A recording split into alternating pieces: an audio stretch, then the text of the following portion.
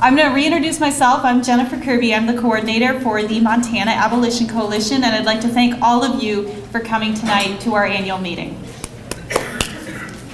Nope.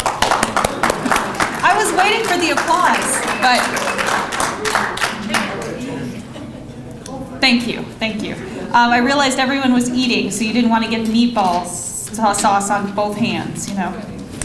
Before we get into the keynote presentation tonight, I'd like to invite Jennifer Bishop Jenkins up.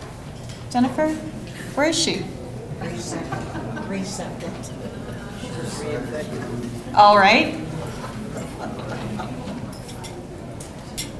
Well, how have we enjoyed the workshops? Yay! Yes. Yay! Did we learn something? Yes. Did we become more informed? Yes. Are we going to get active? Yes. Come on, that did not sound loud enough. Are we going to get active? Yes. And are we going to pass the abolition bill in 2011? Yes. There we go. Okay, I've got them all revved up for you, Jennifer, and I'd like to invite Jennifer Bishop Jenkins up to the podium for just a couple minutes. Okay, this is totally spontaneous. That's the best. Yep. This is totally spontaneous, unplanned. Wheezy, would you come to the front, please? Where is she? She's coming? Okay. So you all know that we had a workshop today for murder victims, family members, and the death penalty. And one of the things that came out during that very powerful workshop today, Wheezy, could you come to the front, dear, is that my new friend, Diana Cody, she says Wheezy on her name tag. So we found out today that her murdered daughter does not have a headstone on her grave, that she could not afford one, and that she only was able to put a circle of rocks around her daughter's burial spot. And so I just reached in my pocket and I handed, where's Katie? Right there. Everybody look at Katie, raise your hand. Katie is holding our little love outpouring. I pulled out my first $20 and I said, we're going to buy you a headstone. And so we are. Yes. And so give your money to Katie. And let's all help Diana and her family to the headstone.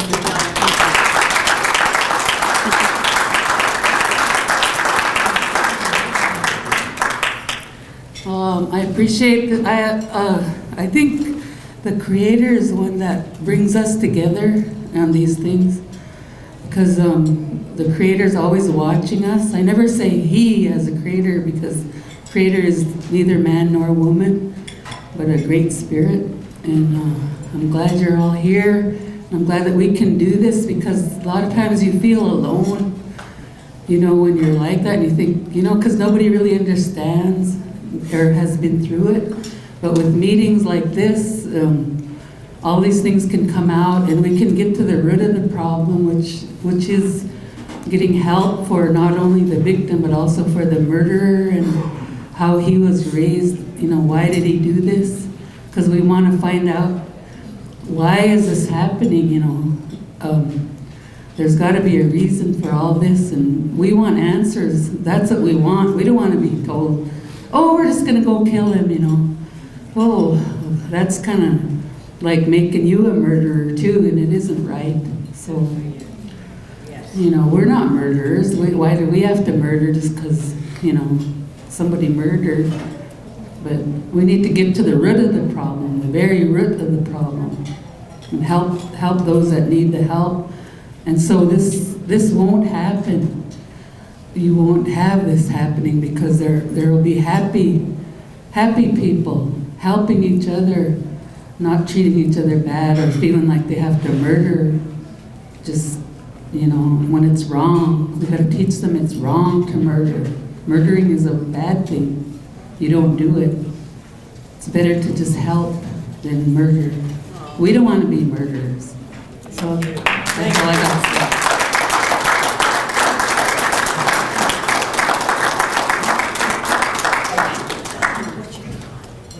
Thank you all so much.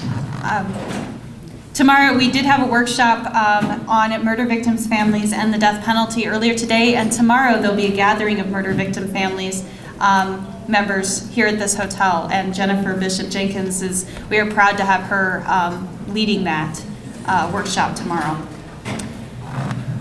So thank you again all for coming, and we're going to get to the keynote speech from Sister Helen Prejean. But before I get there, I would like to introduce the 2009 Abolition bill sponsor to come up here, say a few words, and introduce Sister Helen, Senator Dave Wanzenreed.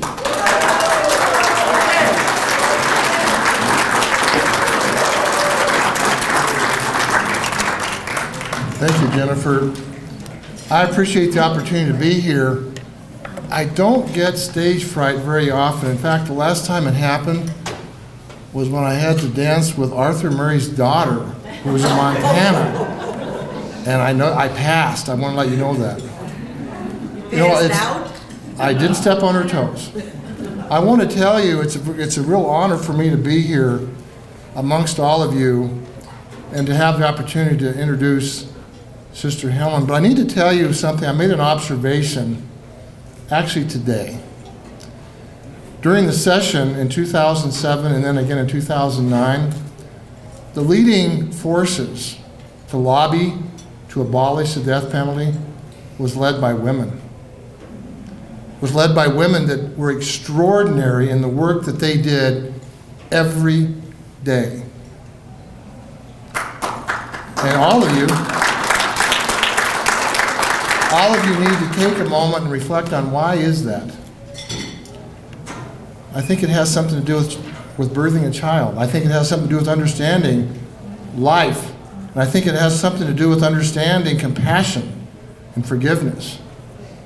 Our keynote speaker tonight embodies those characteristics, those qualities. I had the great honor of introducing the bill and carrying it last time, but you know what? Because of the work that was done by every one of you, to be certain, but led by some extraordinary women, led by some people that are exonerees, led by some people who came from families that had lost loved ones to a murder, that they could take it upon themselves to forgive. They could take it upon themselves to ask those of us that have the power to do away with this decrepit and immoral system of justice. Justice. It's not justice, it's revenge. It's vengeance. And the very sort of thing that engenders more violence and more death. We had an opportunity and we came this close last time. But for two people that changed their mind after swearing that they would help pass it, we wouldn't have the death penalty. For those of you that say, well, we weren't sure about Schweitzer, what was he going to do with this after all? What was Governor Schweitzer going to do with this bill? I can tell you that I had a conversation with him. And he told me in the summer of 2008, if we put the death penalty bill on his desk, he would sign it. He told me I couldn't say that publicly, but, oh, well, this is later, right? I was certain he was going to sign that bill, and we would have joined the other states that have examined, taken the garbage that off of this system and taken a look inside and said, we can do better than that. We must do better than that. All the arguments to abolish the death penalty are on our side. Every one of them. And someone brought up in the workshop today, how do you refute the arguments made by those that want to continue to have the death penalty? And you know what the answer is? They don't have any arguments. They just have emotion and hatred and revenge and vengeance going for them. And as we talked about, it's much, much easier to keep a bill from passing than it is to have one enacted. And organizations like the Abolition Coalition are key. The most important work that needs to be done right now. It needs to be done in the election cycle so that we elect people, we understand where they stand on this position, and you know what? We make the death penalty part of the public discourse. What do you think?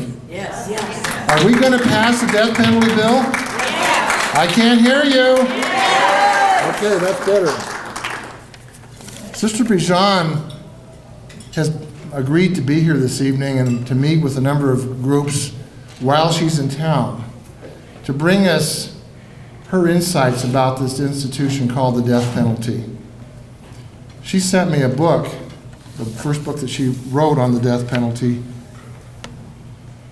And I need to tell you, when I read it after the session. I wish I'd read it before the session, before I was asked to. It was so inspiring to have someone with that courage, the tenacity, the perseverance, to write in words how she felt as she led the way of being a spiritual advisor to Mr. Saunier as a murderer who was executed in Louisiana. It would have helped me understand the heart part of the argument. I understand it here.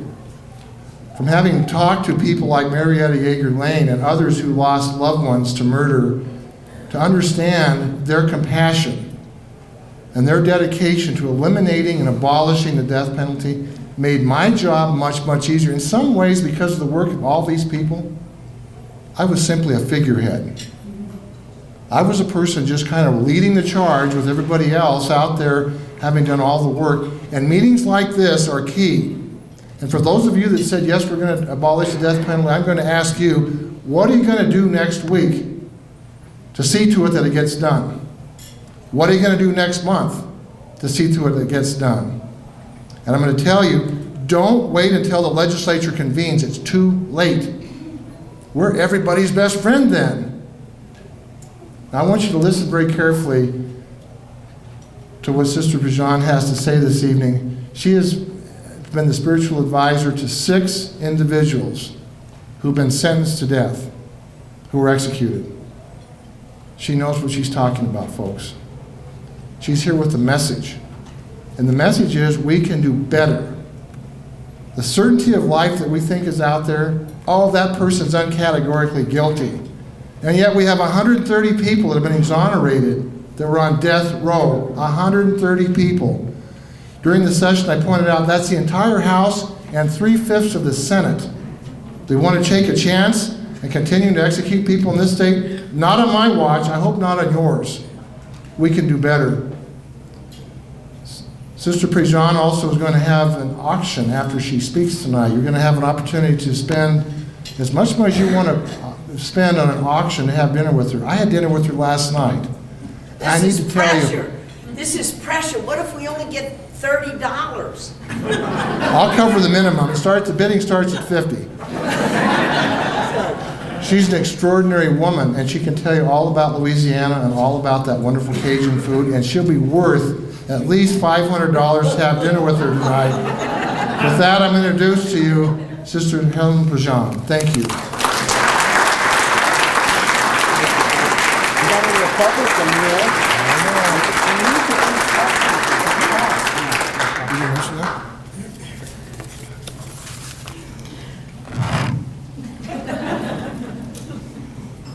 This is nowhere near slavery or anything, but you know, it's pressure. What if the people only bid 40 or 50, you know? Who wants to have dinner with the nun? I mean, you know. We do it for the cause, right? Okay, we want to talk about catching on fire.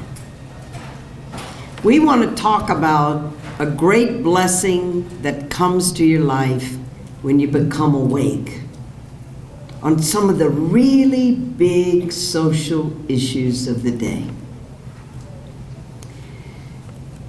Martin Luther King, Gandhi,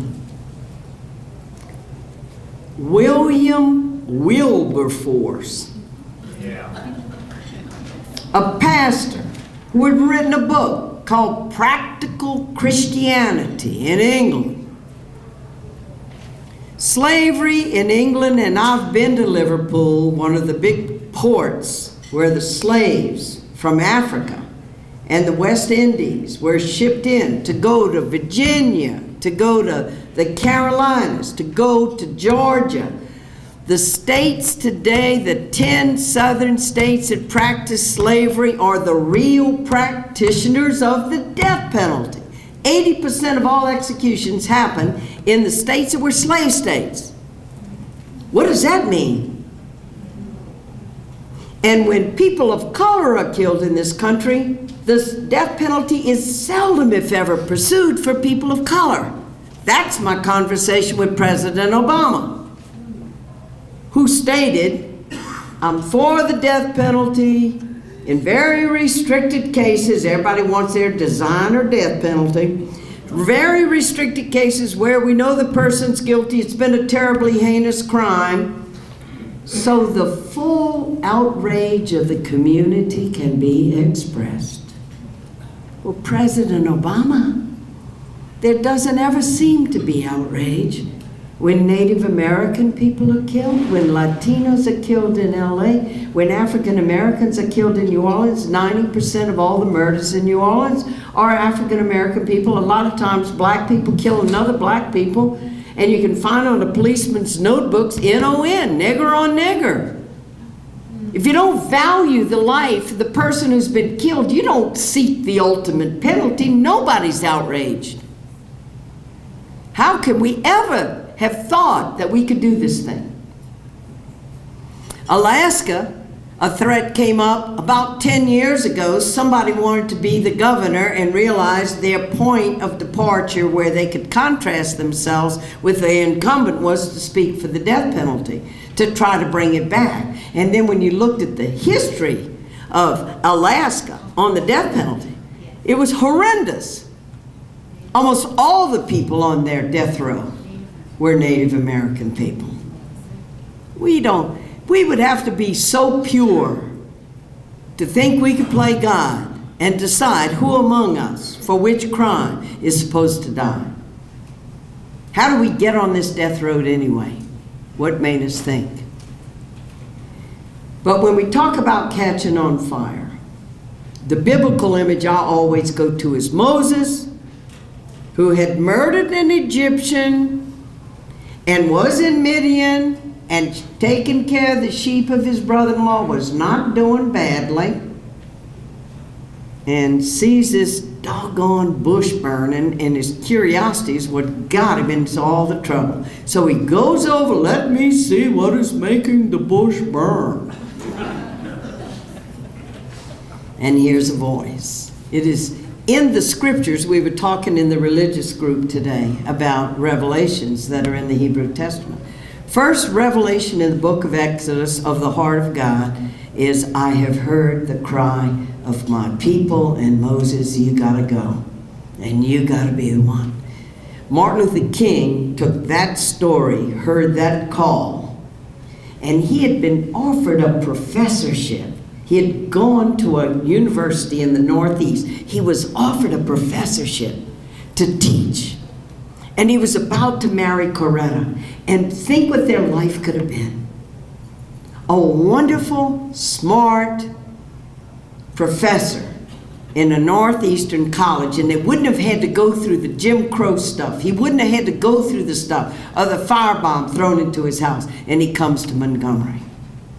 And he's just barely there when he has to have a meeting with a couple of his deacons because their sister Rosa Parks refused to go to the back of the bus in Montgomery, Alabama, and she was in jail, and what were they gonna do? Maybe they said we could not ride the buses, and they didn't know if they could do that boycott for a weekend. Movements start because principled people who care about a cause get together, small group of us, justice is just us, and begin to say, that's wrong, that's against human dignity, and we have to work to change it. William Wilberforce, get this. Britain was making money hand over fist with the slave trade. It had started in the 15th century. They were getting slaves from Africa, they were getting slaves in the West Indies, and they were making money hand over fist with the slave trade. The people in England that looked at the cotton products that they were getting, or the sugar cane and the sugar that was coming in, never saw the people on the ships. They never saw, if you go to Liverpool, when I went to Liverpool just a couple of years ago, there were two places I wanted to see. And one was a cavern where the Beatles got started. I love the Beatles. But the other is the museum they did, because Liverpool was the big port where the slaves were brought in and then sent over to Virginia and to Georgia and to South and North Carolina. And the museum is built like a slave ship. It's very, very hard to see. It's very hard to walk in there because you see the places where people were shackled to come over in the boat and how many of them died. It's hard. It's claustrophobic even to walk in there. And to think of people shackled, and to think of people without food or water or health care coming across on that boat is just so impossible to even imagine what happened to the human beings and how many of them died and never made the passage. But the people in England weren't seeing the people on the ships. They were so removed from that. And the story is so amazing because the Quakers, God bless the Quakers, 12 little Quakers in Britain said, we're going to form us a committee. 12 on a little committee. And they said, how did they state on this pamphlet? Oh, they decided to publish a little pamphlet. Start getting information out to the people, you know what I mean? And they had such information as may tend to the abolition of the slave trade. And they begin to tell the stories of what was happening on the slave ship so you can bring the people close to the suffering. So compassion in the hearts of people can be born, like, oh my God, this is inhumane. We shouldn't do that. And can you imagine the debate when it happened in Parliament? When it happened that we will stop the slave trade in the West Indies on the slave trade? And it's true, when they finally did, and they got Wilberforce to come in because he was a great speaker, to come into that Parliament, to come into that Parliament, to come into that Parliament. And I mean, people were going nuts because they said, it's gonna economically bankrupt the British Empire if we stop the slave trade. And when the bill, 150 years later, 200 years later, did finally pass, they got the word to William Wilberforce on his deathbed. This touches me, because my mama told me, Helen, honey, you may never see, you know, honey, they may never end this thing in your lifetime. On his deathbed, they came to him and said, William, they passed it. And slavery was abolished in England. How do you get the people close to an issue so they can see the moral issues in it? And I offer you 20 plus years of crisscrossing this nation and talking to all kinds of groups in universities and civic groups, all kinds of groups, in rural areas and in southern areas and in Texas and in everywhere. And you know what I've found about the American people? It's not that they've thought about the death penalty and they're wedded to it. They even have studies now that show that people don't even vote for candidates on the death penalty issue or not. It's irrelevant to most people. They're thinking about their jobs, they're thinking about health care, they're thinking about their kids in school, they're thinking about the real life issues and what touches them. Not about whether or not you got 2 people on death row. Montana is not a real practitioner of the death penalty. What you have is political symbolism. You have the death penalty on the books. And what we need to have is moral courage in our legislators, like this man, Dave, and others who will, on the moral issue, never underestimate that people of goodwill, including our legislator, can see the moral issue in it and are going to come forth to say, I'm against that. Yes, we're going to get this change. We can never give up the hope that people are good. We say, well, the politicians, they're only going to think of the political thing and the fallout of their constituents. You watch what had happened in New Jersey. Watch what happened in New Mexico. Watch in New Jersey as 62 murder victims' families came forth, like Marietta Yeager Lane, that said to those legislators, don't think you're honoring our dead child by killing another human being. Don't kill in my name. 62 of them in New Jersey, and about as many in New Mexico. And look at this tonight with Diana here. Victims' families need real help, and offer this empty symbolism. Now, if we are outraged enough about the death of your loved one, well, it doesn't seem like we're too outraged about some deaths, but if we are, you wait now 20 years, wait 15 years, wait 10, wait 30, and we're going to call you in, and you're going to get to sit on the front row, and you're going to get to watch as we kill the one who killed your loved one. And that is going to heal you, and that is going to give you justice, and that is going to honor you. We have Marietta's witness, and we have other people's witness. Jennifer Bishop here. We have people who say, I don't want to taint the memory of my loved one by the killing of another human being. And often, you mentioned, Dave, the women. Some of the women especially, but not only the women, figured out there's another mother. I've been in the death chamber in Texas that has killed over 400 people.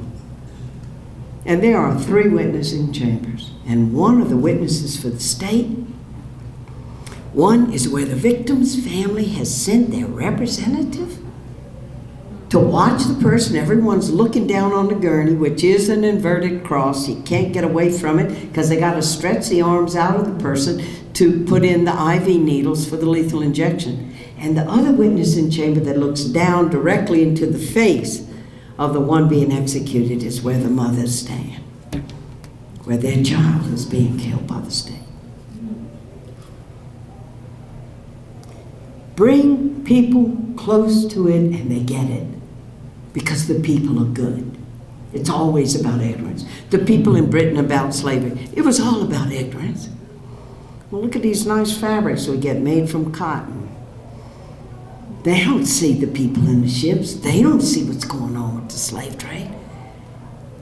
And those of us who wake up on these issues, it's a very privileged thing, actually, to be awake.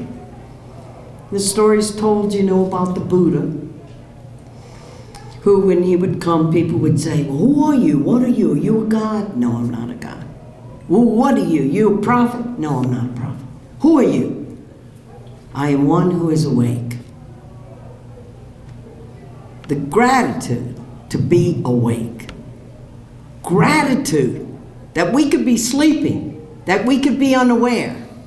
But we're awake and we're here, and it's a Saturday night, and we are here in this little Holiday Inn in this room talking about how we're going to end the death penalty in Montana.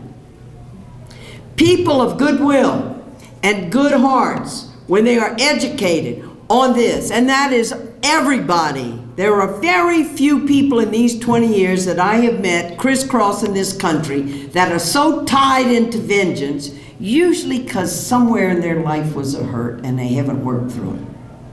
Even a bishop I met one time. We couldn't get this bishop, this Catholic bishop, to stand up on the death penalty. And finally, we had a talk. He said, the aunt who raised me, she was my mother. I came home from school one day, and she had been killed. Her blood was all over the wall. And I understood why this bishop couldn't bring himself to be against the death penalty. He had worked through his grief. He hadn't worked through his anger. He hadn't worked through his outrage and the trauma of losing somebody who basically was your mother. And then when you have the symbolism in society that this is the way now, we're going to help you deal with that grief.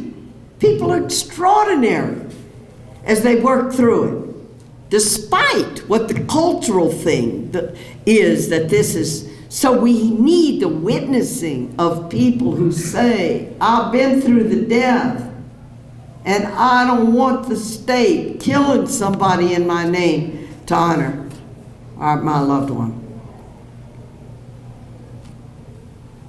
It's very interesting that when in the courts in England around the slavery, when the issue came up in the courts now, there was a case see, what was the name of that case?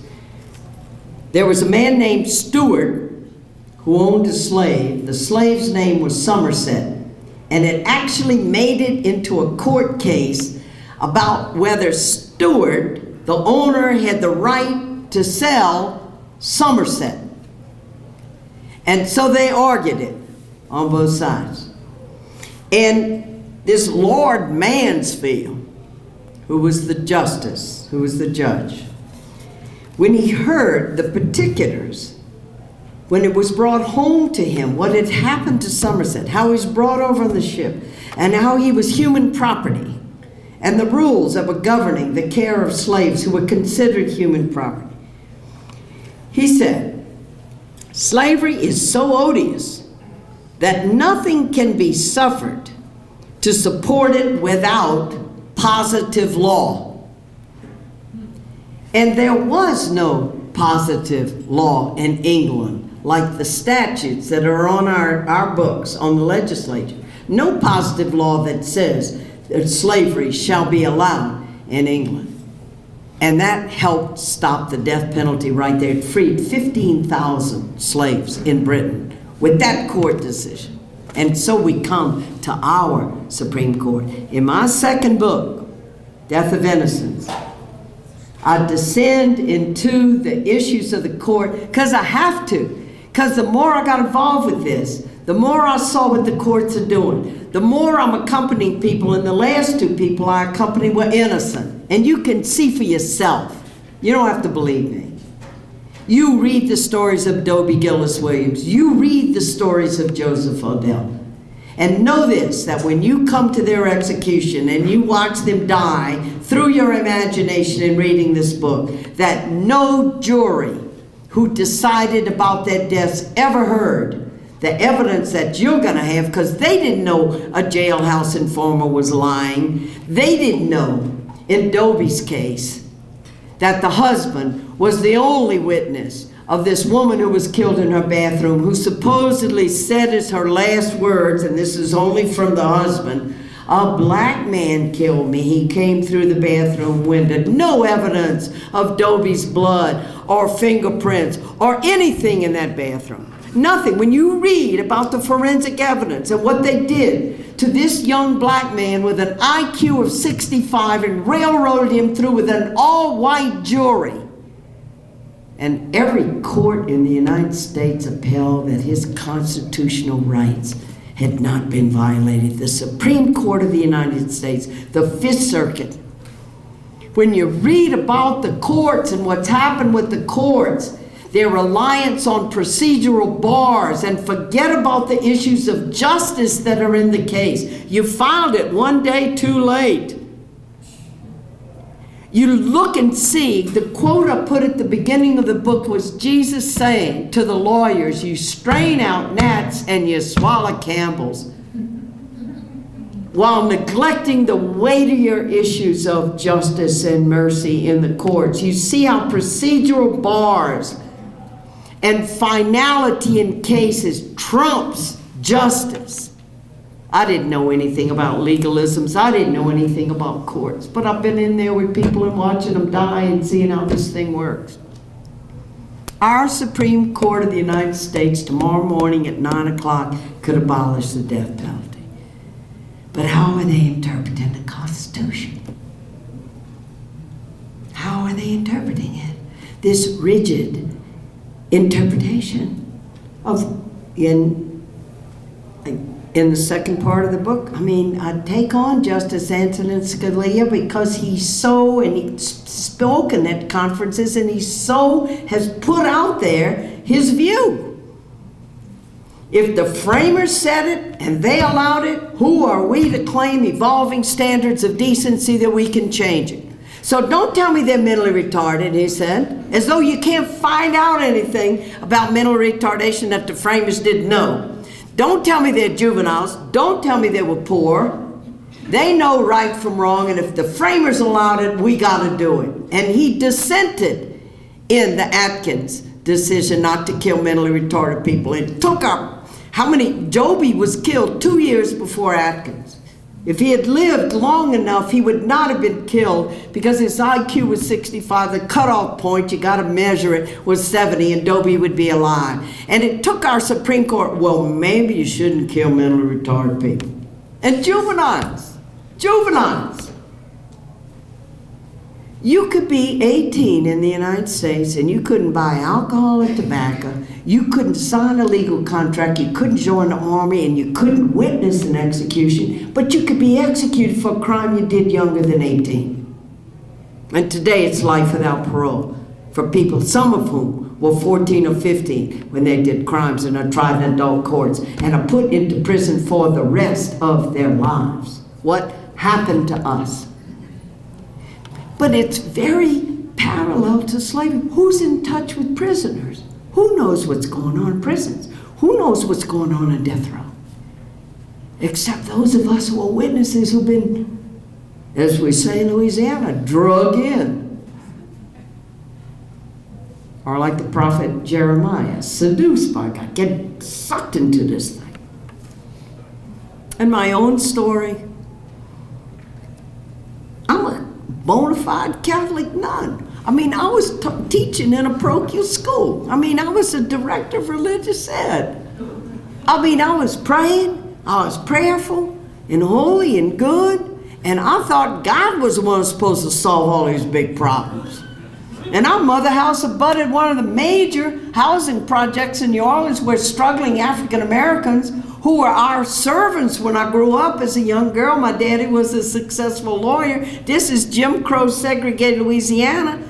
I thought black people were happy with their own kind, you know? I didn't know they were, like, suffering. Spirituality can separate us, because look in the churches as people just like us and our socioeconomic class. Because churches are geographically located, we look around as people just like us. And the gospel of Jesus is so radical. Poor Jesus. Poor Jesus. I just found out about these seed faith mega churches and what they're doing to people. You know what seed faith is? Here are all these people, poor, don't have enough money for the rent. And here's a preacher saying, you worried about your rent? You worried? You trust God. You put your seed faith into this envelope and support the ministry of this church and your rent's going to be paid. And there are all these people getting sucked into this and giving their money over to these churches. Seed faith. And Jesus wants you to be prosperous.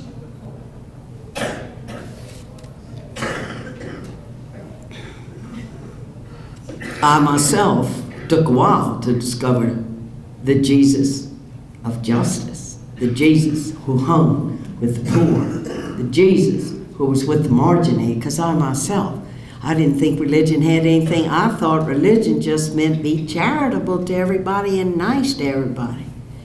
And Mom and Daddy were always nice to Ellen and Jesse. Ellen worked in the house, Jesse worked in the yard. I didn't even know their last names. They were kind. And Daddy did. He was a lawyer. He helped Jesse. He helped him get a good job, helped him buy a house. I didn't know about justice.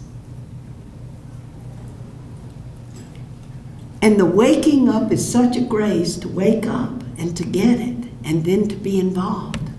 We are privileged to be awake.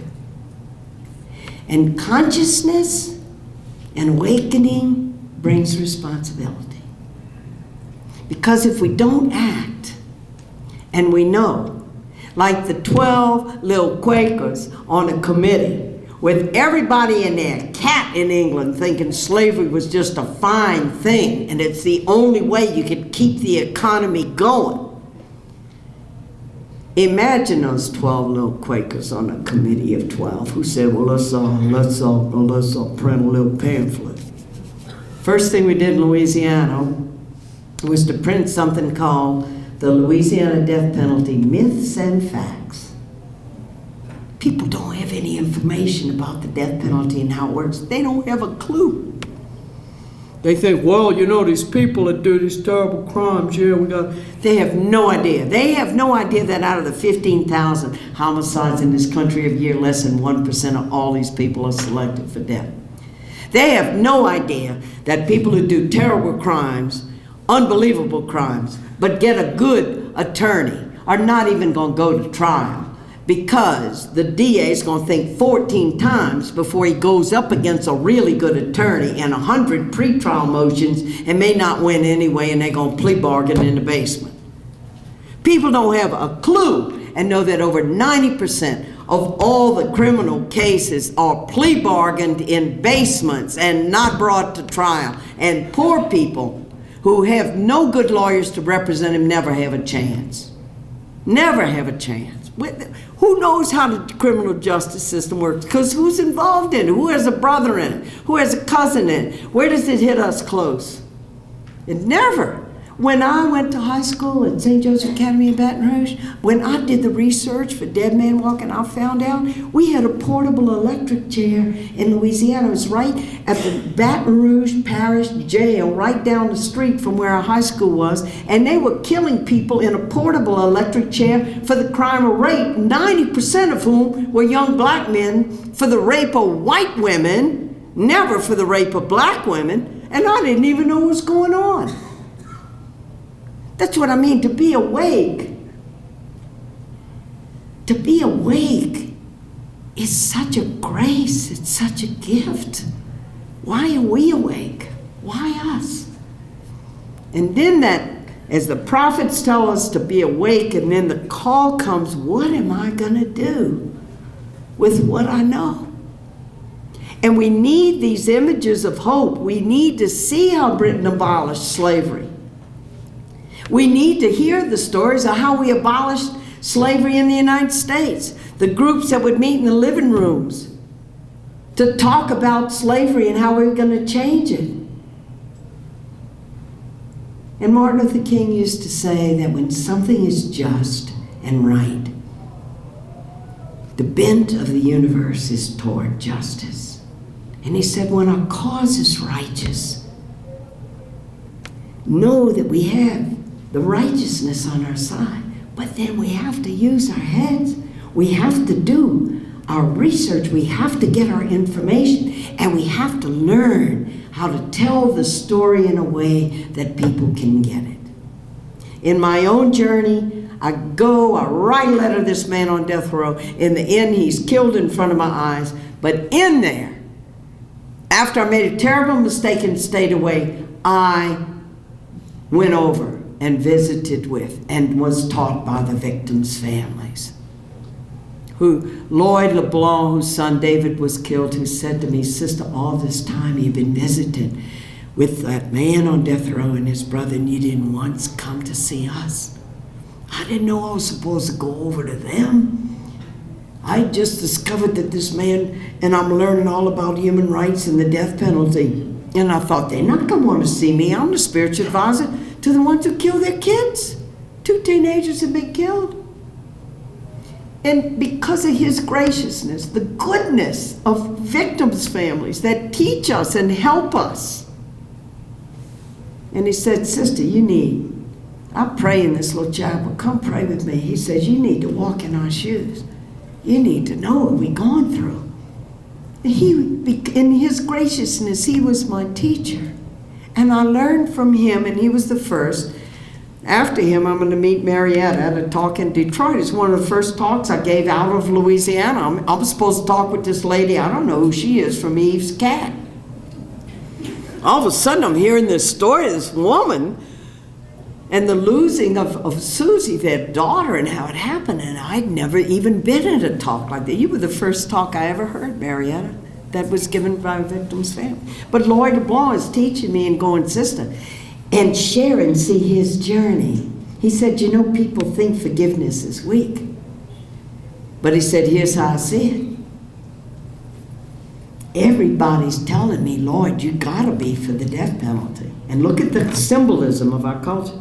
Because, Lord, if you're not for the death penalty for the killing of David, it's gonna look like you didn't love your boy. And he said, sister, I tried. I tried. I tried to go there like, yeah, I want to see him dead. Yeah, I want to be on that front row when they execute it. But he said, you know what? I didn't like the way that made me feel, because I've always been kind. It's just who I am. It's the way I was as a child. I learned it from my mom and dad. And when I go to those places, like, yeah, I want to see him dead, and the bitterness came in there, and the hatred came in there. And then I said, they killed that boy, but I'm not going to let them kill me. I'm going to do what Jesus said. And he set his face to go down the road of forgiveness. As he said, that's not weakness. That's like saving your own life. That's like self-preservation. That's like integrity. That's like holding on to the love in you and not letting it be overcome by the hate. And Diana kept saying, look, somebody's murdered somebody. How do we translate it that when the state does it, just because the Supreme Court makes it legal, do you know what they have to put on a death certificate when after a person's executed, when they have to put cause of death? It's the only time the truth's told. Even the word execution is a euphemism. Because you execute a forward pass in a football game. You execute a business plan. It just means to get something done. But after you kill a person in the death chamber and you come to cause of death, guess what they write? What do you think? Homicide. The killing of a human being by another human being. And it's all legal, but that doesn't change anything. And I'm going to tell you that when it got tough in Massachusetts about 10 years ago, Robert Curley's son had been brutally kidnapped and killed. And I mean, they took it to the bank. And they said, we gonna bring the death penalty back to Massachusetts. And believe me, they came real close. They came within one vote. And when the vote came, and they had testifying before the Massachusetts legislature, the two sons of Julius and Ethel Rosenberg. By then, most people knew, they were killed for espionage and treason and giving over secrets to Russia. People knew that Ethel was not guilty of it. That maybe Julius was, but not Ethel. And they had put Ethel under the death penalty, hoping they could get a confession from Julius, and it backfired. And these two boys are testifying, you killed our mother and our father. And we went to Sing Sing to see them on death row before they were killed. So they have that history. And they're the two sons testifying. But believe me, politicians were taking it to the bank because of the terrible murder of this young son. And of course, Robert Curley gets caught in this, the father of this son. And he's all for the death penalty. And there's the media. And there he is speaking, yeah, I want to see the death penalty. And it comes within one vote. And I'm sorry I can't remember the name of that legislator. They gave him an award afterwards in the Massachusetts Coalition to abolish the death penalty. And it came to him. And this man, voting out of conscience, said, I can't do it. Because if I'm the deciding vote, then my hand is on that gurney and on that needle. He got it about the personal responsibility that we each have in a democracy. He got it. And he couldn't vote for it, and it fell apart. And then they could never muster the strength after that. Sometimes it comes to one person in a legislature. It comes that close. And what we know from New Jersey, and what we know from New Mexico, and what we know about Montana, that you have political symbolism on your books, but you are not a practitioner, is that we have to be smart about crime. We have to look at 30 years of practice of the death penalty. And I mean, we know. We really do know. The states that are doing the death penalty roughly have double the homicide rate of states that don't. It doesn't do anything. Even the police chiefs, 2 polls done, one about 10 years ago and one recently, all given 10 remedies to stop violent crime in the city, and they all put the death penalty dead last. Why? They know it doesn't stop people at a time of murder when they're not thinking of consequences. If you're not thinking of consequences when you kill somebody, we could have a lot of burned people at the stake or boil them and all in the public square and bang, bang, bang, I'm mad and you dead. They're not thinking of consequences. It doesn't do anything. And we got to start being smart. And budget and cost is not just a purely practical thing. Martin Luther King said the most moral document we ever look at is a budget. How are we using resources for life in our state instead of for symbolic death, which we never use anyway? It's just not even smart.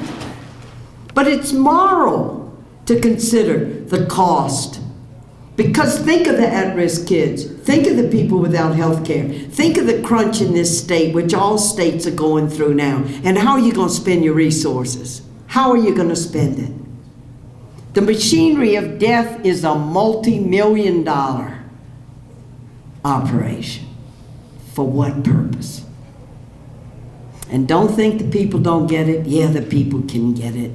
The people in New Jersey got it. And what is needed, and this is all of us, legislators need our backing and support.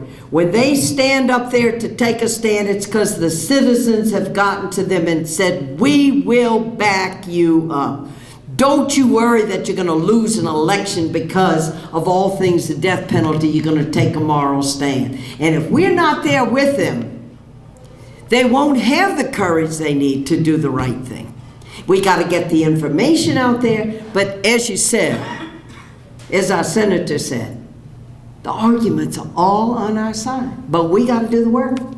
And we got to get in there. And that's what they did in New Jersey, and that's what they did in New Mexico. And I predict, I call for it, and my own commitment to help you in any way I can is that Montana's going to be the next. And it's going to be in 2011. We're going to do this thing. We're going to do it.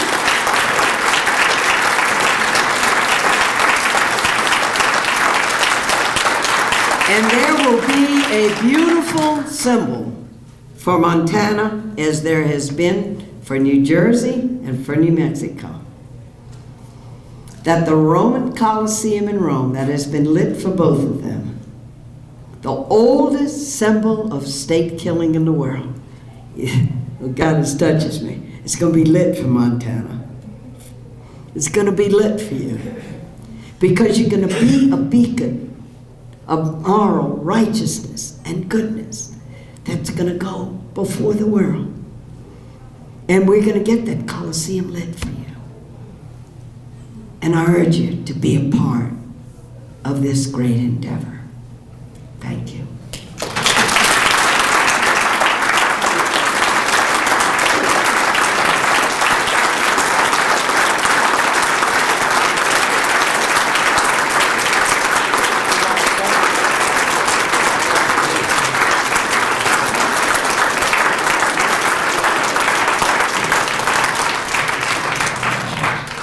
I'd like to thank Sister Helen for being our keynote speaker. And if you'll come up here for just a couple of minutes, I'm sure that there are some folks that might have questions. Are there any questions for Sister Helen? Everyone take a moment, comments? breathe. Oh, breathe. comments. Right in the back. I've heard advocates for the abolition of the death penalty propose life without parole as an alternative. And I'm ambivalent about that, and I'm worried that it could be used in an unfair and abusive way, similarly to the way the death penalty is. And I was wondering if you had any thoughts on that. Let me ask you this. Do you have life without parole in Montana? Yes. You already have it. It's not up to the abolitionists. And here's the way I see it. We have a long way to go to prison reform in this country. We have 2.3 million people incarcerated. We have 1 in every 100 adults incarcerated. A huge percentage of our African American and Latino are in prison. We have a long way for prison reform. But the first moral step with the death penalty is we have to take death off the table. And look what's happening in Texas.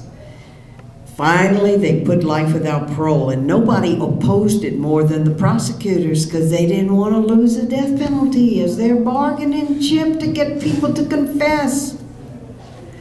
And juries, remember, juries are just people like us that are asked to do this godlike decision, now decide if this human being should live or die.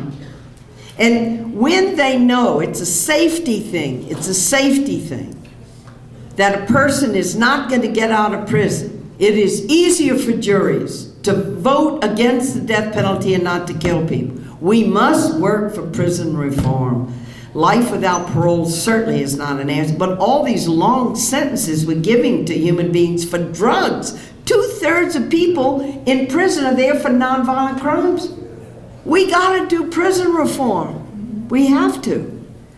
So I'm with you on that. But to say, well, I'm ambivalent about, like, you got it. You already got it. So you got to get death off the table. We cannot, and even from a very good conservative point of view, why have government mixed up in making decision on who lives and dies when you can barely trust government to do anything right? I mean, it's a valid consideration, don't you think? Okay. Right here. Yeah. Sister, what do you feel about the Old Testament dicta about Eye for an eye, tooth for tooth, those that shed blood will have their blood shed. I know how to handle this one. I've been on talk shows, like in North Carolina, all right? Here we go. Y'all, here it is, y'all. Replay. Well, now we're going to open the phones to our callers. You've heard the good nun here said she didn't think Jesus would pull the switch. Okay, Chuck, you're on. And here goes Chuck. Well, I got my Bible open right here, clear as day. In Genesis, those that shed blood will have their blood shed. And I say, hey, Chuck, turn that Bible 2 pages early, and you're also going to see that those that commit adultery should be stoned. Chuck, you want to do that? There were 37 different crimes, minimally, that people could get the death penalty for in the Old Testament. But what are they doing? They're going through the desert. They don't have prisons, and punishments are harsh and swift. You could get the death penalty for sassing your parents, for touching sacred objects in the temple, for not keeping the Sabbath. You could get the death penalty for having sex with animal. The poor animal got the death penalty too, consenting or not. But you know what? People don't know pot squally about the Bible. I mean, they did this test on the Bible, and 10% of the American public identified Joan of Arc as Noah's wife. They don't know anything about the Bible.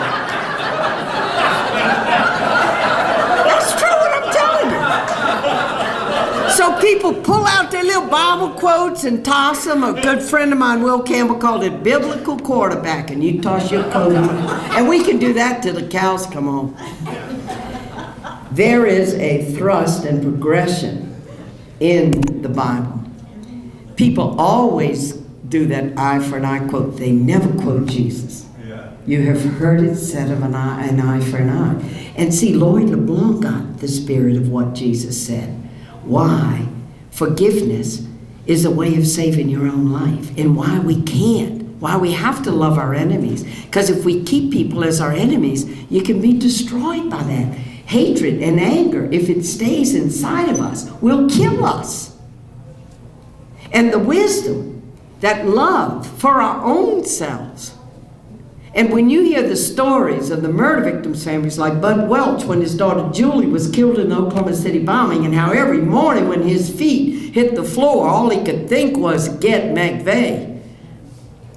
And he's drinking to go to sleep at night, and he's drinking to get going in the morning. He's smoking 5.5 packs of cigarettes a day.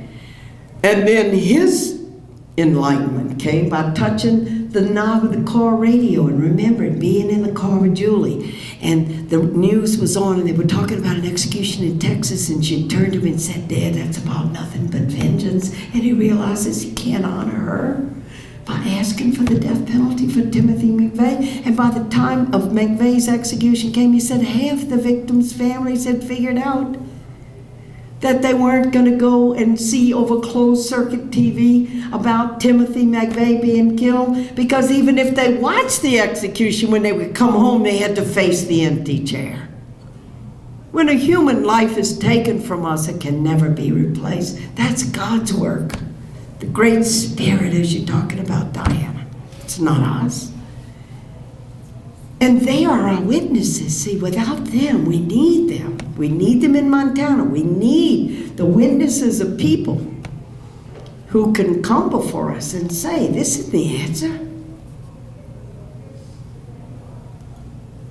We are blessed. Blessed are your eyes that see what you see, and your ears that hear what you hear, and your hearts that understand what you understand, because we are being awakened to one of the big moral issues of our day. And we get to participate in social change to end it. I've seen the torture of people on the death penalty. I've been with the mothers who have to bury their children at the saddest funerals you can imagine after the state has killed their child. At the end, you end up with another dead person and another weeping family, and what have we done?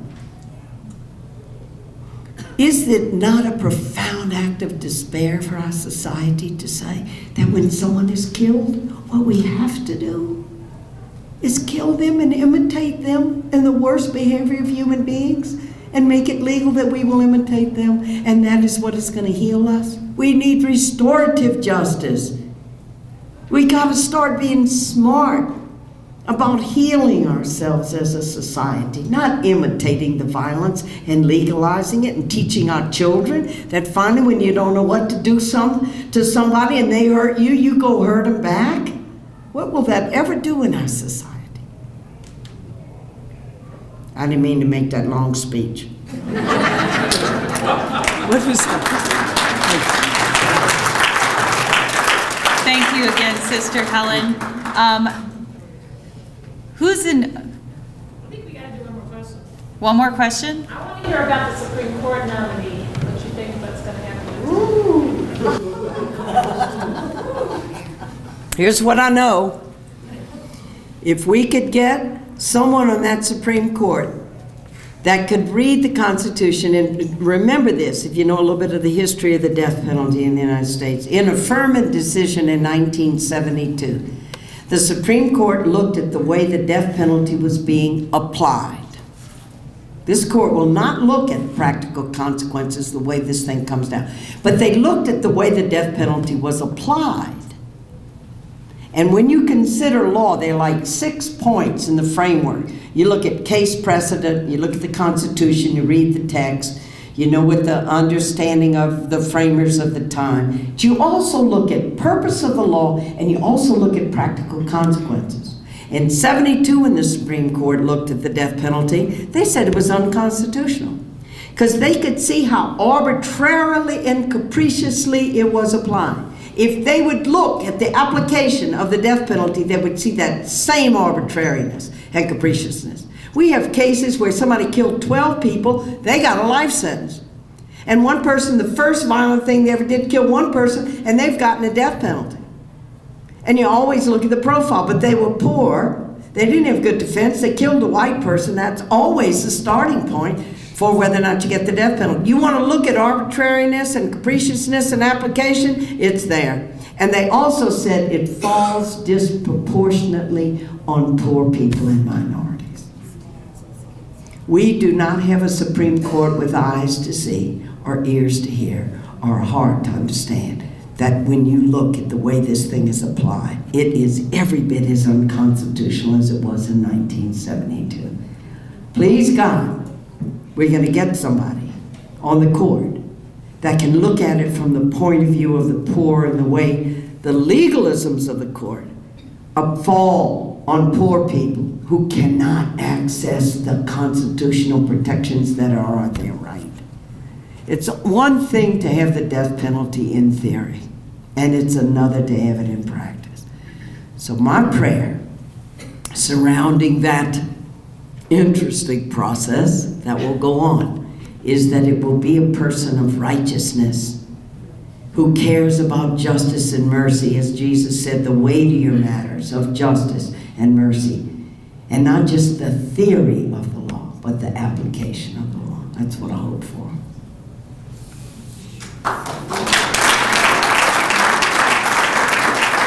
Thank you again, sister. So we're coming to the close of our meeting. I hope that you all learned something and got tools to take back with you and get active on the death penalty and the abolition for 2011. And I know Dave asked this question, and I don't think any of you were loud enough.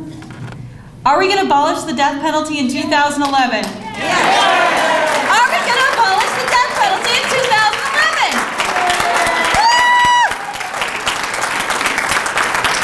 Thank you all. Thank you for getting informed and getting active. We appreciate it.